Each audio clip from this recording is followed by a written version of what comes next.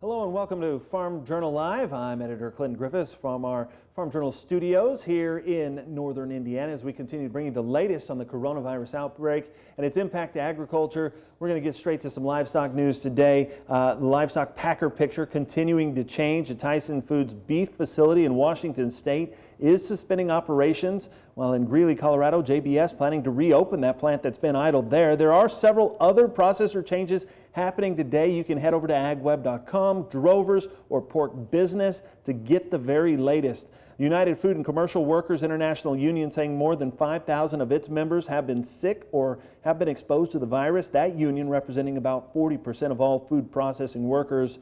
They report that about 10% of beef production, 25% of pork production has now been affected by either plant closures or slowing of facilities. Now, due out later today, USDA's monthly cattle on feed report. Reuters survey of analysts has expectations of around 11.36 million head of cattle in feedlots as of April 1st. That would be down 5% from a year ago. Meanwhile, placements, they're expected to have fallen by nearly 80% year over year. That report due out 3 p.m. Eastern Time. Meanwhile, given the current issues at Packers, the Livestock Marketing Information Center reporting that this week's estimated cattle slaughter will be down 30%. Hogs will be off 16%. That compared to the same week a year ago. USDA reported the choice cutouts this morning at $289. It could go higher. Casey Bradshaw with Consolidated Beef Producers joining us now. And I know, Casey, that your job is to try to help people get cattle and get prices negotiated. Tell us where we stand today. Well, thank you for having me today. It's been quite a challenge for 3 or 4 weeks, and as this virus runs through these plants and these kills continue to get reduced, it just becomes an issue of trying to get as many cattle marketed as possible. And so we've been working with the packers and our customers to try to just find the fattest cattle each week, the ones that are getting overfinished and are going to become like an animal welfare issue, and just try to get those dead. And the packers have been good so far to work with us to try to keep those marketed. But it is a struggle with no more than they need. They're just having to pick just a few cattle out of each yard to try to get them dead. So we've just been trying to manage that and just keep people's attitudes as positive as possible. Yep. and work on ways to figure out how to determine price, which is pretty hard right now. Yeah, absolutely. And how big is the backlog? How deep does this go? So by the end of March, we were still a little bit ahead year over year on marketings, but now we're probably at least 250,000 behind where we should be. And we expect that number to grow significantly over the next 60 days. Just really be determined on how quick these plants can get back online, but we don't see it being a fast solution. So yeah, it could be as many as 500,000 or more that get backed up through this mess. Are some of the feed yards just having to try to accept whatever price they can to kind of buy shackle space at this point? I mean, how much pressure are we seeing on price there? Quite a little bit, but the packers have tried to help hold it up to a level that is somewhat fair. I mean, it's tough because everybody needs them gone, but there really is not much of a cash market today. It's really whatever the packer kind of determines he wants to pay. And everybody's been pretty willing to accept that. There's just really no discovery right now because there's just so few cattle that can get through the system. So yeah, every week it just kind of varies from week to week. But like this week we sold some at $1, and then we just sold some today at 95, which typically would be a big break. But right now it's just trying to get a home for them. You know, we look at the futures board, we're down in that 80-cent range. As we try to sort through all of this, what would you like? And obviously we can't fix it right now, right? We've got, the situation we have is what we have. What would you like to see change, or is there a way to improve this going forward? I think there is. I think everybody in the industry realizes that we need to do something to fix it. We need more negotiated cash weekly from north to south. And I think everyone can agree that that needs to be the case. We'd all like to fix it ourselves instead of having, regulations or mandates that come down on us. But I think it's an ongoing process, and there's multiple groups that have multiple ideas of what that's going to look like. For us, we negotiate cattle every week for our customers. We're a big part of the cash market. And we just have always, that's been our goal, our mission, to just create price discovery. And we do things like post our trades on cattle trades on Twitter. And just try to do as much as we can to help with reporting. And it's something that we've all got to work together to fix, though.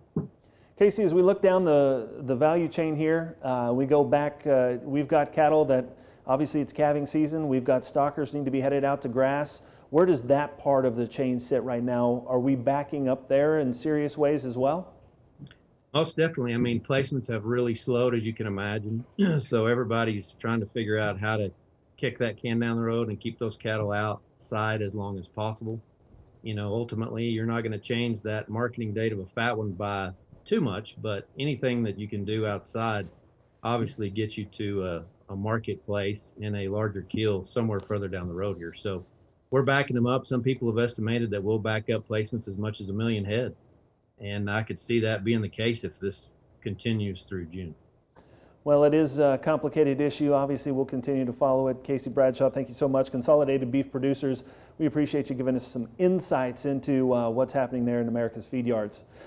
More help is on the way to help fund the Paycheck Protection Program. That program designed to help small businesses with fewer than 500 people, which could include farmers, ranchers during this crisis. The U.S. House approving $483 billion package. The bill brings the total of funds approved for this crisis to nearly $3 trillion. Paul Neiffer, CPA with Clifton Larson Allen. I know, Paul, you've been looking into this program. Talk us through the funding and what does this mean right now for farmers and ranchers? Because this could help, right? This is an option.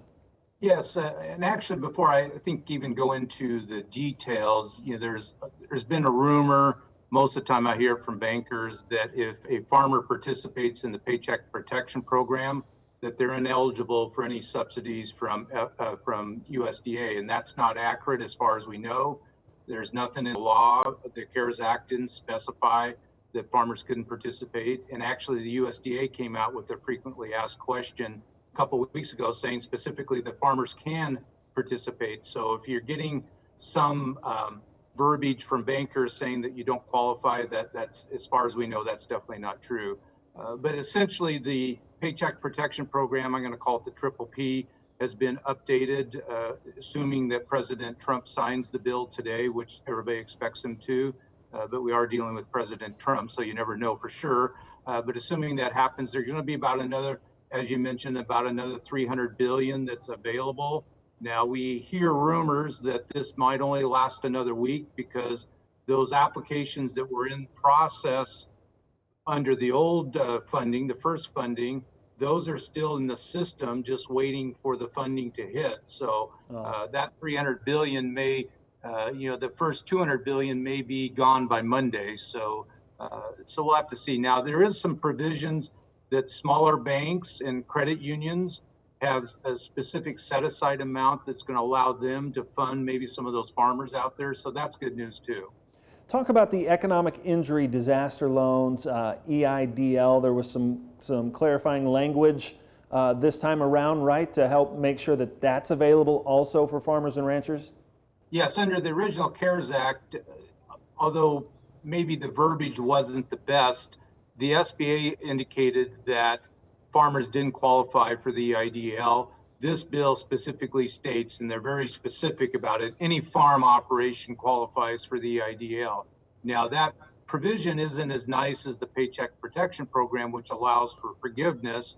The EIDL has up to $10,000 forgiven, but it's based on $1,000 per employee. So if you have a farmer that has only one employee, they're only going to get $1,000 of that forgiven. The interest rate is 3.75%, but you're going to deal directly with SBA, and you have to show the need for the money. So it's going to be a whole lot more paperwork involved than applying for the Triple P program. Paul, talk about this Triple P program. Is this a good idea to do? And how complicated is it? What's the process? I know there are just tons of questions that people are trying to figure out.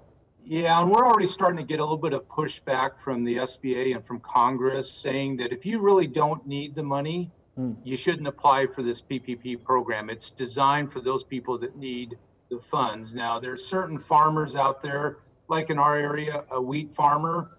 Actually, the wheat prices have gone up. They're in pretty good shape. For them to try to get this loan, I'm not sure if that's a good idea in today's environment.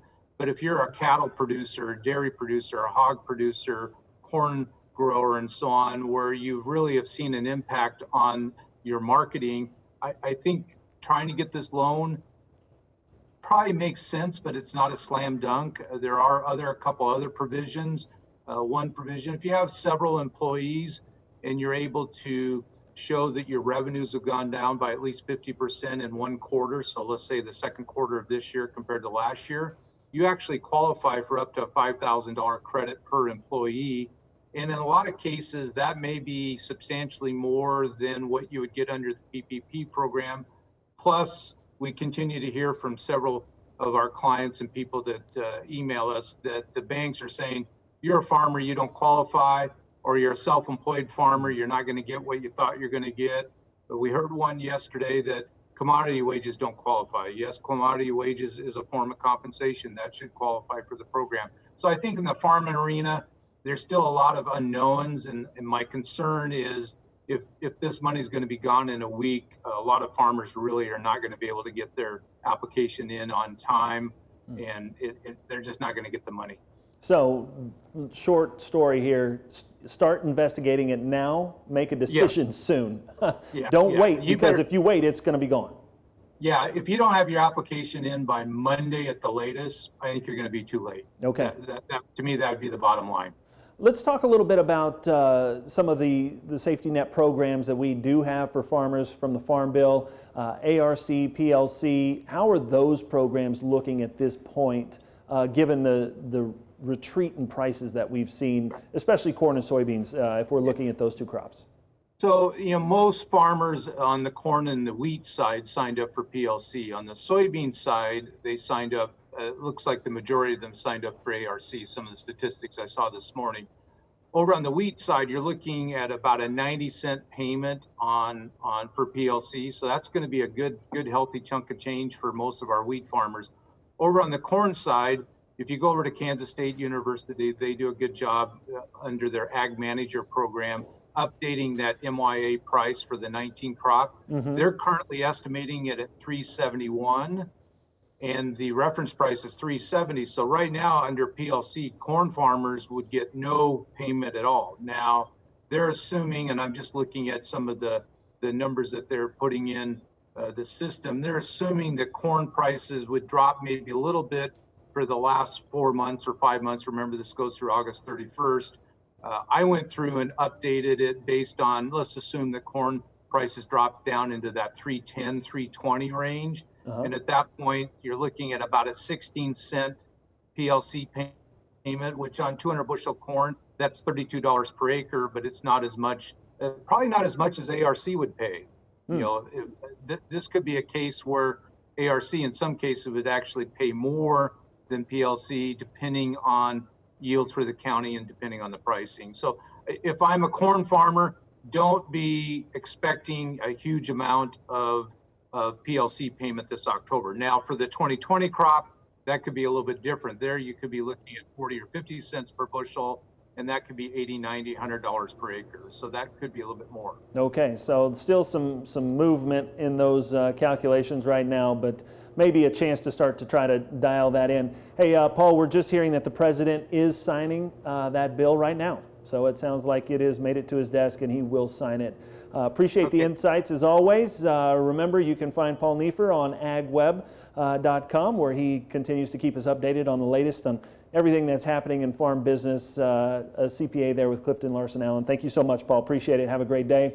For the rest of you that are looking to keep up with the latest in the coronavirus impacts agriculture, you can go to agweb.com/coronavirus for our continuing coverage. From all of us here at Farm Journal, I'm Clinton Griffiths. Have a good afternoon.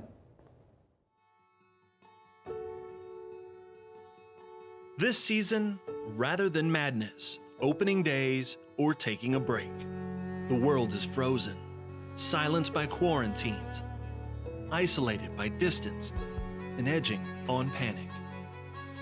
But while work for you may have changed, out here, we're still going strong.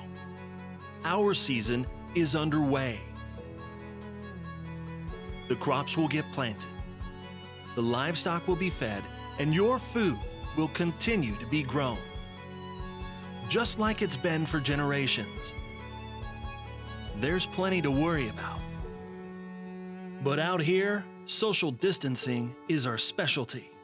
American agriculture farms on, today and tomorrow, for our family and yours.